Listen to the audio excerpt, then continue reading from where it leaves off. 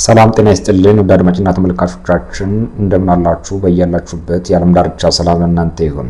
በሸዋ ምንጃር ወረዳ አካባቢ የተሰማ ሰበር ዜና አለ። መረጃውን የምናስደምጣችሁ ይሆናል። አብራችሁን ቆዩ። ለጠቢብ አንድ ቃል ይበቃዋል፣ ለተኳሽ አንዲት ጥይት ሺህ ነች። የሸዋ ፋኖ እንዲህ አይነት መለኛ ነው እንዲሉት ነገሩ በሸዋ ምንጃር ሸንኮራ ወረዳ የአውራ ጎዳና ቀበሌ ለኦሮሚያ ክልል አሳልፎ ለመስጠት ሲንቀሳቀስ በነበረ የኦሮሚያ ክልል ልዩ ኃይል ላይ በተወሰደ እርምጃ በርካታ ሙትና ቁስለኛ ጠላት መሸኘቱ ተገለጸ።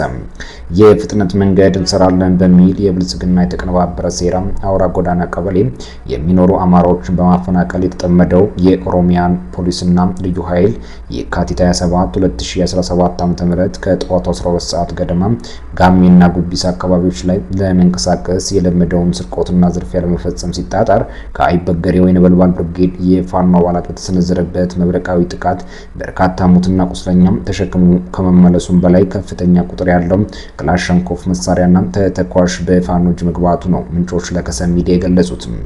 የአማራ ፋኖ በሸዋ ከሰም ክፍለ ጦር ነበልባል ብርጌድ አውራ ጎዳና ሻለቃ በተስፋፊውና ወራሪው ኃይል ላይ በከፍተኛ የተጠና የማጥቃት ኦፕሬሽን በርካታ የኦሮሚያ ልዩ ኃይልና ፖሊስ እስከ ወዲያኛው የተሸኙ ሲሆን የአህያ ባል ከጅብ አያስጥልም እንዲሉ ከቀኑ 6 ሰዓት ጀምሮም ተጨማሪ ኃይል ለመሆን ከምንጃር ሸንኮራ ወረዳ አረርቲ ከተማ በመነሳት ወደ መልካ ጅሎ አካባቢ እንዲሁም ከሞጆ ከተማ በመነሳት ወደ አውራ ጎዳና በማምራት ታንክን ጨምሮ አሉ በተባሉ ከባባድ መሳሪያዎች ፋኖን ለመክበብ በተደረገው ቀቢጠ ተስፋ ሙከራውን በነበልባል ብርጌድ ባይበገሬነት አማራዊ ስነልቦና ከፍተኛ ቁጥር ያለው የአገዛዙ ታጣቂ ቡድን እስከ ወዲያኛው ተሸኝቶ የካቲት 27 ቀን 2017 ዓ.ም ከምሽቱ 1 ሰዓት ላይ ወደ መጣበት ተመልሷል የተባለው